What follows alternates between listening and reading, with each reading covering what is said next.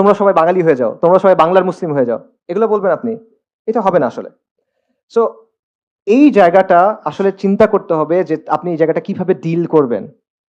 ধরেন কেউ কোনো আইন ভাঙলো না, ফরাজিদের মতো চিন্তা করেন, কিন্তু সে বলল যে আমি আমার জায়গা থেকে, আমার দিনের জায়গা থেকে, আমার আকিদার জায়গা থেকে আমি ইসলামের বাইরে আর কোনো কিছু মানতে পারবো না, আমি শরিয়া চাই। তো এই অবস্থান যদি কেউ নেয় এবং সমাজ এবং রাষ্ট্রে তারা যদি একটা সিগনিফিকেন্ট ফোর্স হয়ে ওঠে, এই সেকুলার রাষ্ট্র তাকে কিভাবে ডিল করবে, সেকুলাররা তার সাথে কিভাবে ডিল করবে, এই প্রশ্নটা চিন্তা করার দরকার আছে।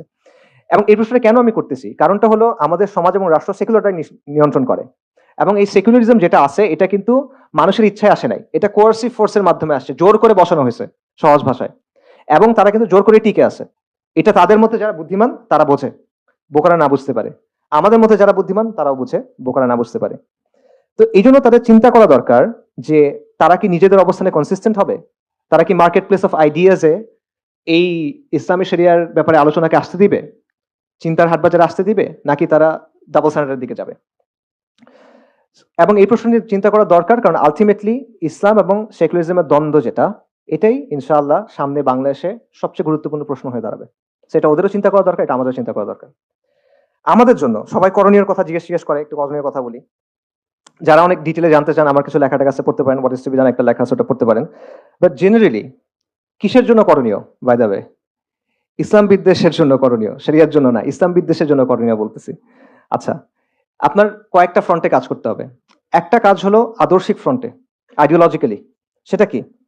প্রথম হলো ইসলামের বিশুদ্ধ আদর্শ ধারণ করা, কমপ্লিটলি ইসলামের যে ওয়ার্ল্ড ভিউটা আছে এটা গ্রহণ করা। এর মধ্যে জোড়াতালি আছে, নিশ্চিতভাবে আছে আপনার গ্রহণ করার মধ্যে, এটা আমি নিশ্চিত। কারণ আমরা যেভাবে ইসলামটা বুঝি, আমাদের সমাজে যেটা ইনপুটটা দেয় ওটা একটা করাপ্টেড ইনপুট। সো এটার মধ্যে জোড়াতালি আছে, এই জোড়াতালিগুলো খুঁজে খুঁজে বের করে আপনার সরাইতে হবে। বিশুদ্ধভাবে সম্পূর্ণভাবে ইসলামী ওয়ার্ল্ড ভিউটা আপনার গ্রহণ করতে হবে, যেভাবে সাহাবায়ে কেরাম রাদিয়াল্লাহু আনহুম বুঝছেন। আবু বকর রাদিয়াল্লাহু আনহুকে এসে আবু জাহেল বলছে যে তুমি শুনছো মোহাম্মদ কি বলছে সাল্লাল্লাহু আলাইহি ওয়াসাল্লাম, কি বলছে? যে উনি একদিনে নাকি এক রাতে নাকি মক্কা থেকে জেরুজালেম গেছে, আবার ফিরে আসছে, এটা তুমি বিশ্বাস করো নাকি? উনি এটা আসলেই বলছেন, বলছেন, বিশ্বাস করি, এই জন্য আসাদ্দিক। এটা হলো ইমান। এইভাবে আপনার ইসলামটাকে গ্রহণ করতে হবে। এটা হলো প্রথম কাজ। দ্বিতীয় যেটা কাজ সেটা হলো এই ইসলাম বিদ্বেষের যে স্তম্ভগুলো আছে, যেগুলো ভাইদের আলোচনায় অনেকগুলো আসছে, সেকুলারিজম, বাঙালি জাতীয়তাবাদ ইত্যাদি ইত্যাদি, এগুলোকে আপনার আউটরাইট অ্যাটাক করতে হবে আদর্শিকভাবে। আউটরাইট অ্যাটাক করা, ডিলেজিটিমাইজ করতে হবে কমপ্লিটলি। আপনি এর সাথে কুসুম কুসুম ভালোবাসা করতে পারবেন না, যে ঠিক আছে এটা একটু আছে ওইটা একটু আছে, না না এটা ভালো ওইটা ভালো, এইরকম করলে। রবীন্দ্রনাথের কবিতা আসলে খুব ভালো, রবীন্দ্রনাথের কবিতা খুব ভালো, খুবই ভালো, তার লেখাও খুবই ভালো, but it doesn't concern me. আমি তার সাহিত্যমান নিয়ে আলোচনা করতে আসি নাই। এটা আমার আইডেন্টিটি, অস্তিত্বের একটা প্রশ্ন। আমার যখন ফ্রি টাইম থাকবে আমি তখন এগুলা করবো, বউকে শোনাবো, ওটা ভিন্ন বিষয়। ঠিক আছে? সো এই ব্যাপারে আপনার কুসুম কুসুম অ্যাপ্রোচ নিলে হবে না, you have to completely delegitimize them. এই আইডেন্টিটি, এই ন্যারেটিভ আপনার ভেঙে ফেলতে হবে। এটা রেখে আপনি কখনো এই হতে পারবেন না। এখানে কোনো হাফ মেজার নাই, half measure always fails, you have to go full in. এটা হলো একটা বিষয়। আরেকটা হলো আদর্শিক অঙ্গনে আরেকটা কাজ, যেটা আমি বারবার বলি, আবারও বলবো, বলে যাবো ইনশাল্লাহ, সেটা হলো ইসলাম এবং সেকুলারিজমের যে দ্বন্দ্ব, এটাকে আপনার বারবার সামনে নিয়ে আসতে হবে। যখন একটা সমাজের মধ্যে কোনো একটা দ্বন্দ্বের ব্যাপারে মানুষ একমত হয় যে আসলে এটা একটা প্রবলেম, তখন ওই সমাজটা কোনো একটা দিকে যাইতে পারে। তার আগ পর্যন্ত এটা ঘুরতে থাকবে, অনেক কিছু হবে, 69 হবে, 90 হবে, 24 হবে, 37 হবে, 51 হবে, অনেক কিছু হইতেই থাকবে, কিন্তু আপনি ঘুরতে থাকবেন, পরিবর্তন আসবে না। আপনার ওটা একটা জায়গায় নিয়ে যেতে হবে। এটা নিয়ে যাওয়া সবচেয়ে সহজ, মানে এটা ওই যে নবীদের দাওয়াত তো অনেকগুলো স্টাইল ছিল, এক একজন এক এক রকম স্টাইল ছিল আলাইহিস সাল্লাতু ওয়াস সালাম। ইব্রাহিম আলাইহিস সালাম এই কাজটা কিভাবে করছিলেন? উনি গিয়ে মূর্তি ভেঙে দিয়েছেন ডিরেক্ট গিয়ে। তো এটা হলো মিলাতু ইব্রাহিম, ওনার স্টাইল এটা। আমরা এইভাবে হয়তো পারবো না, ওই আজিমাত আমাদের নাই। বাকি এটা বোঝা, এটা বোঝা যে মূল জায়গাটা আপনার নিতে হবে এবং সমাজকে বাধ্য করতে হবে এই জায়গায় আসতে। নইলে আবার এটা ঘুরতে থাকবে ঘুরতে থাকবে ঘুরতে থাকবে, মানুষ মরবে, এই হবে সেই হবে, আলটিমেটলি কোনো পরিবর্তন আসবে না। এর বাইরে বাকি সবকিছু at the end of the day will amount to exercises in futility. Ultimately এখান থেকে তেমন কিছু আসবে না।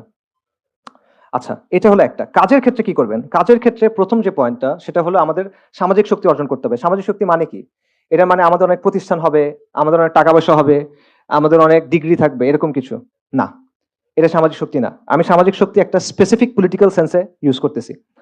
সামাজিক শক্তি মানে হলো আপনার চারপাশের যে পরিস্থিতি, আপনার চারপাশের যে এনভায়রনমেন্ট, এটাকে আপনি চেঞ্জ করতে পারেন বা ইনফ্লুয়েন্স করতে পারেন। এটা হলো সামাজিক শক্তি। এবং এটা একটা পলিটিক্যাল ডেফিনেশন। জিন শার্প নামে একজন পলিটিক্যাল সায়েন্সিস্ট ছিল, মারা গেছে, আমেরিকান।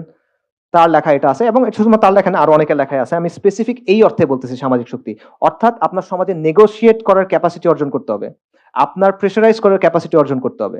তা না হলে হবে না। আপনার অনেক টাকা পয়সা আছে কিন্তু এই ক্যাপাসিটি নাই, লাভ নাই, দখল হয়ে যাবে। আপনার অনেক প্রতিষ্ঠান আছে, এই ক্যাপাসিটি নাই, লাভ নাই, টেক ওভার করবে। ঠিক আছে? সো সামাজিক শক্তি হলো এমন সব ধরনের প্রভাব ও চাপ প্রয়োগের সক্ষমতার সমষ্টি যেটা সমাজের এক গোষ্ঠী আরেক গোষ্ঠীর উপর প্রয়োগ করে। একদম বইয়ের ডেফিনেশন বললাম। আচ্ছা, ঠিক আছে। এবং এই যে সামাজিক শক্তি, এটা হলো পরের কাজ। এই সামাজিক শক্তি কখনো একা একা হয় না, এটা সামষ্টিকতা থেকে আসে, কালেকটিভ অ্যাকশন থেকে আসে। ঠিক আছে? আপনি একা একা এটা অর্জন করতে পারবেন না, আপনার একসাথে হইতে হবে, এটা না হলে এটা হবে না। সো এই সামষ্টিক কাজ কিভাবে করবেন? কমিউনিটি অ্যাক্টিভিটি হতে পারে, সোশ্যাল অ্যাক্টিভিজম হতে পারে, দাওয়া হতে পারে, বাট করতে হবে। এবং এটা কেন আপনি করবেন? এটা করবেন কারণ এই সমাজ আপনাকে দাঁড়ানোর জায়গা দিতে চায় না, আপনার ওই জায়গাটা করে নিতে হবে। এটা আরেকজন এসে দিয়ে যাবে না, কিন্তু এটা আপনাকেই করতে হবে, আপনার ছেলে এসে করবে না, আপনাকেই করতে হবে।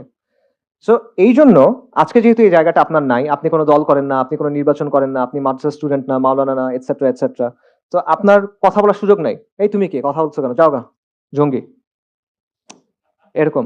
সো আপনার ওই জায়গাটা তৈরি করে নিতে হবে। এটা আপনাকে কেউ এনে ব্লাটিতে সাজায় এনে দিবে না। ঠিক আছে? উল্টো দিকে হেঁটে হেঁটে আসলে সমাজের যে স্রোত, এটা আপনাকে পরিবর্তন করতে হবে। এটা আর কোনো অপশন নাই, এখানে কোনো ম্যাজিক বুলেট সমাধান নাই।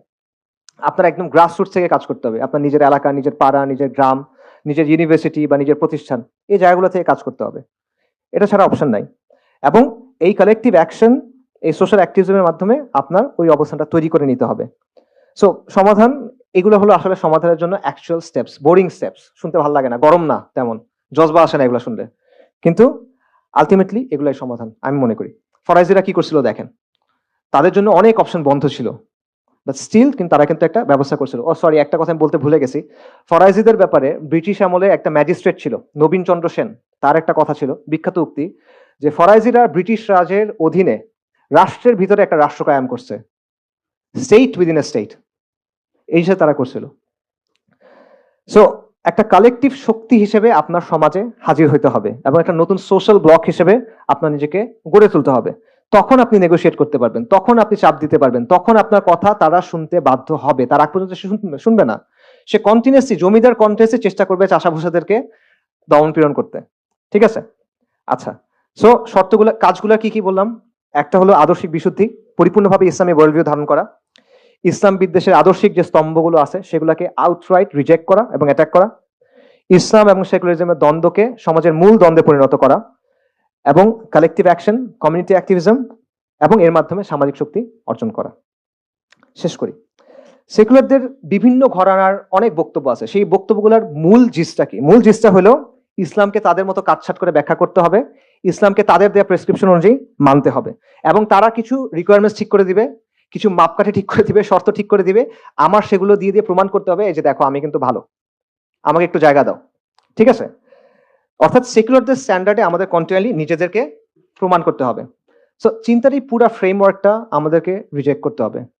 আপনি যা ইচ্ছা করেন সে আপনাকে ভালো হিসেবে মেনে নিবে না, সে সাময়িকভাবে হয়তো আপনাকে মানবে, বাট সে আপনাকে ইউজ করবে আলটিমেটলি। এটা একটা losing game, it doesn't work. ঠিক আছে? আমরা এই মাটির মানুষ, আমাদের এই পরিবারগুলো এখানে হাজার হাজার শত শত বছর ধরে আছে, আমরা এই ভাষায় কথা বলি, আমরা এই সমাজের অংশ, আমরা এই সমাজে কন্ট্রিবিউট করি। আমাদের কেন ওদের কাছে আত্মপরিচয়ের প্রমাণ দিতে হবে? আমাদের কেন ওদের কাছে গিয়ে পরীক্ষা দিতে হবে? ওদের কাছে ভাইবা দিব কেন আমি? ওরা কে? কারো খেয়াল খুশির জন্য তো আমরা আমাদের দিনকে বদলাবো না।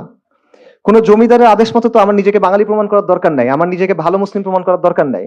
আমি একজনের কাছে জবাবদিহি করব। ওরা কে? ওর কাছে আমার পাত্তা দেওয়ার কি আছে আসলে? কারো কথা শোনার টাইম নেই এত। বাংলাদেশের মুসলিমরা এই জমিনের সন্তান, আমরা এখান থেকে কোথাও যাইতেছি না, আমরা এখানেই থাকবো। আমাদের অতীত, বর্তমান, ভবিষ্যৎ এই ভূখণ্ডের সাথে যুক্ত, এবং এই মাটির উপর আমার যে দাবি আছে, এই দাবিও আমরা ছাড়বো না ইনশাআল্লাহ। এবং মুসলিমরা ইসলাম ছাড়বে না। আমরা গুনাহগার হইতে পারি, আমরা নাফরমান হইতে পারি, আমাদের মধ্যে নিফাক থাকতে পারে, আমাদের মধ্যে ফাহিশ থাকতে পারে, অনেক কিছু থাকতে পারে, আমরা পারফেক্ট না, আমরা অনেক খারাপ বান্দা, আল্লাহ নাফরমান বান্দা, কিন্তু আমরা ইসলাম কখনো ছাড়বো না ইনশাআল্লাহ। আমরা শরিয়া কখনো ছাড়বো না।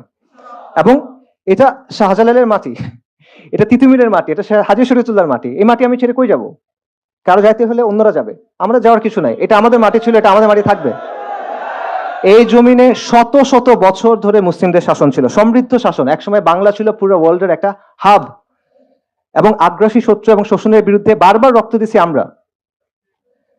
এবং উম্মার মধ্যে এখনো পর্যন্ত সবচেয়ে বড় এথনিক গ্রুপগুলোর লিস্ট করেন, বাঙালি মুসলিম তার একটা, বেঙ্গল মুসলিম, বাঙালি মুসলিম, বাংলাদেশের মুসলিম, যা ইচ্ছা বলেন, আমরা সেই গ্রুপের একটা।